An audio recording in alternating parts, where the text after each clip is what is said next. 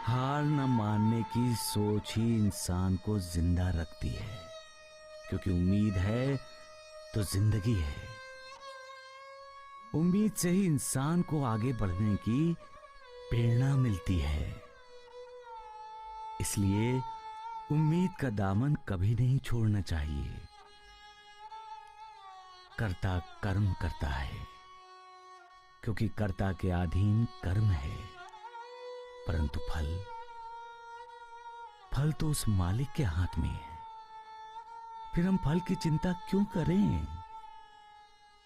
यदि हमने कर्म किया है तो मालिक एक ना एक दिन उसका कर्म फल हमें देगा। इसलिए इंसान को अपना कर्म मालिक पर भरोसा रखते हुए पूरे मन से करना चाहिए। जब कोई कर्म पूर्ण मन से किया जाता है तो एक ना एक दिन उसमें सफलता मिलती ही है। लेकिन यदि कोई बिना कोशिश किए, बगैर प्रयास के ही फल की उम्मीद करता है और ये सोचता है कि उसके लिए सोचने वाला मालिक है, हम क्यों सोचें, तो ये गलत है।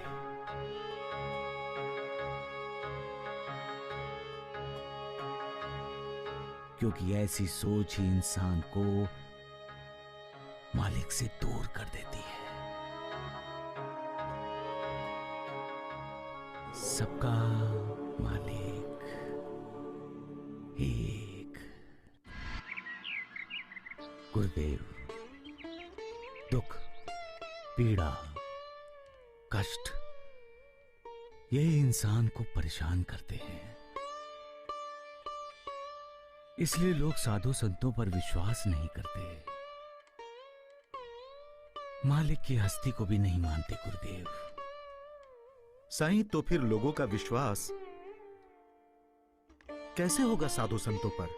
साधु संतों का चरित्र देखकर उनकी कथनी और करनी में कोई अंतर तो नहीं, ये जानकर इतना काफी है? नहीं गुरुदेव, लोग भोले हैं, निष्पाप हैं। कभी कभी उनके लिए चमत्कार करना ही पड़ता है, क्योंकि चमत्कार के बिना नमस्कार नहीं मिलता। गुरुदेव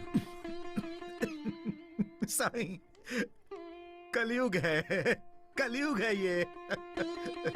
इस कलयुग में मालिक के अस्तित्व का साक्षात कराने के लिए मालिक के बंदों को चमत्कार करना ही पड़ता है। गुरुदेव,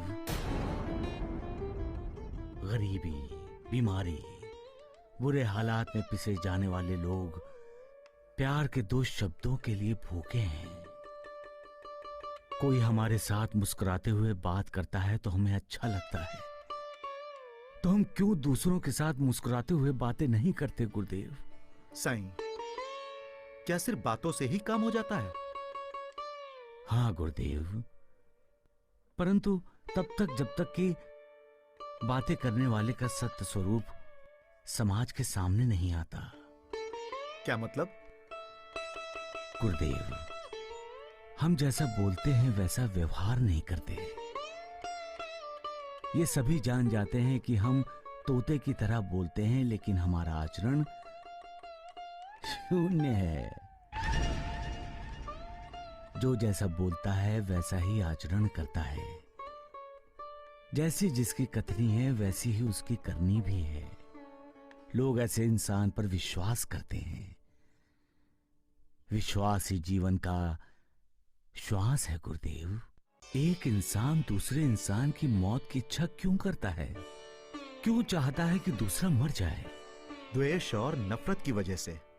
इतना द्वेष, इतनी नफरत, ऐसी इच्छा रखने का अर्थ ही है गुरुदेव कि दूसरे को मरने की बद्दुआ देना। गुरुदेव, जब इंसान द्वेष और नफरत की सबसे ऊंची सीढ़ी पर खड़ा होता है, तब वो अपने अधोपतन की आखिरी सीढ़ी पर उतर चुका होता है। तुम सच कह रहे हो साईं, लेकिन साईं, सत्य यह भी है कि कभी कभी इंसान को अपने बहुत बीमार रिश्तेदार के लिए उस मालिक से मौत की दुआ मांगनी पड़ती है, जो कि बद्दुआ है। साईं, दोनों में फर्क है गुरुदेव, दोनों में अंतर है। अपने बीमार रिश्तेदार के लिए जब कोई इंसान मालिक से मौत की कामना करता है तो उसके पीछे दर्द होता है, वेदना होती है, तड़प होती है, क्योंकि हर पल हर वक्त जो अपने बीमार रिश्तेदार को उस दर्द उस वेदना के बीच मरते हुए देखता है, वो चाहता है कि उसके बीमार रिश्तेदार को दर्द वेदना से मुक्ति मिले। इसलिए बद्दुआ नहीं, दुआ है गुरुदेव। लेकिन जब इंसान द्वेष नफरत के अधीन होकर किसी की मौत की इच्छा करता है तो वो बद्दुआ होती है, और ऐसा इंसान मालिक की नजरों में गिर जाता है। उस मालिक ने ही इंसान को बनाया है। हाँ गुरुदेव, मालिक ही इंसान को बनाता है, और अब दूसरों की मौत की इच्छा करने वाले इंसान को देखकर खुद हैरान भी हो रहा होगा, सोच रहा होगा क्या मैंने ही इस इंसान को बनाया है। विकारों के अधीन रहने वाले इंसान को निर्विकार मालिक भी समझ नहीं पाता होगा। ऐसा क्यों सोचता है इंसान गुरुदेव? क्यों इंसान दूसरों का बुरा चाहता है? क्यों दूसरों को बद्दुआ देता है? किसी को तारने में मन को जो शांति मिलती है, क्या वो किसी को मारने में मिलेगी गुरुदेव? किसी की जिंदगी बचाने में जो अद्भुत आनंद मिलता है, वो किसी की मौत की इच्छा करने में नहीं मिलता। ये बात कब समझेगा इंसान गुरुदेव? कब? जब कोई दूसरा उसकी मौत की कामना करेगा तब। गुरुदेव, मालिक का बनाया हुआ ये इंसान समझ से परे है। सबका मालिक एक। मां तो अपने परिवार के लिए जीती है। मां का अर्थ होता है जीवन, और जो मां जीवन देती है, क्या उसके मुख से पुत्र के लिए बद्दुआ निकलेगी? नहीं, एक मां के मुख से पुत्र के लिए बद्दुआ नहीं निकल सकती, चाहे वो पूत कपूत ही क्यों न हो, क्योंकि मां का मतलब है ममता, वात्सल्य। मां का मतलब ही है छांव। फिर एक मां अपने बच्चों को तपती धूप में कैसे रख सकती है? नहीं रख सकती वो।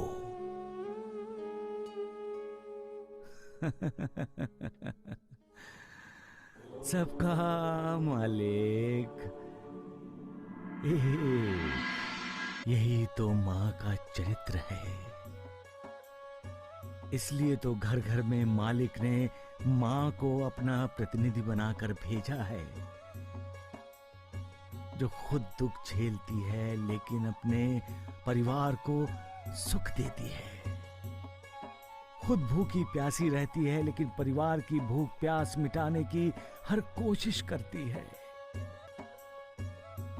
मालिक का सर्वश्रेष्ठ अवतार है। इसलिए मां के सामने देवता भी विनम्र हो जाते हैं। प्राणी मेरे ही स्वरूप हैं, मैं ही उनके आकारों में डोल रहा हूं। जो इन सब प्राणियों में मेरा दर्शन करता है वो मुझे अत्यंत प्रिय है। मालिक का परम धाम पाना है तो सब कुछ भूल जाना चाहिए। तब न सुख का कोई महत्व होता है, न दुख से कोई विचलन। दर्द, वेदना, यात्रा भी परम धाम के लिए निकले हुए यात्री की यात्रा में बाधा उत्पन्न नहीं कर सकता। कोई भी मोह ऐसे यात्री को मोहित करके परम धाम के मार्ग से हटा नहीं सकता। तब एक ही लक्ष्य होता है, मालिक का परम धाम। तब एक ही इच्छा होती है, मालिक का दर्शन। जब मालिक के दर्शन होते हैं तब सिर्फ पृथ्वी पर ही नहीं, त्रिलोक का लगाया गया चक्कर भी यात्री भूल जाता है। उस वक्त ना कोई कष्ट होता है, न दर्द, ना ही कोई वेदना होती है, क्योंकि तब मालिक की करुणामयी दृष्टि से यात्री का उद्धार होता है।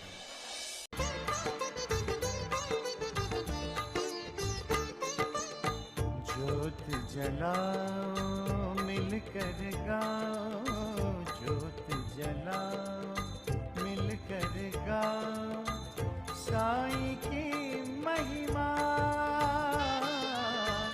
साईं की महिमा, साईं की महिमा। ज्योत जलाओ मिलकर गाओ, ज्योत जलाओ मिलकर गाओ, साईं की महिमा, साईं की महिमा, साईं की महिमा। ज्योत जलाओ मिलकर गाओ, ज्योत जलाओ मिलकर गाओ, साईं की महिमा, साईं की महिमा, साईं की महिमा। ज्योत जलाओ मिलकर गाओ।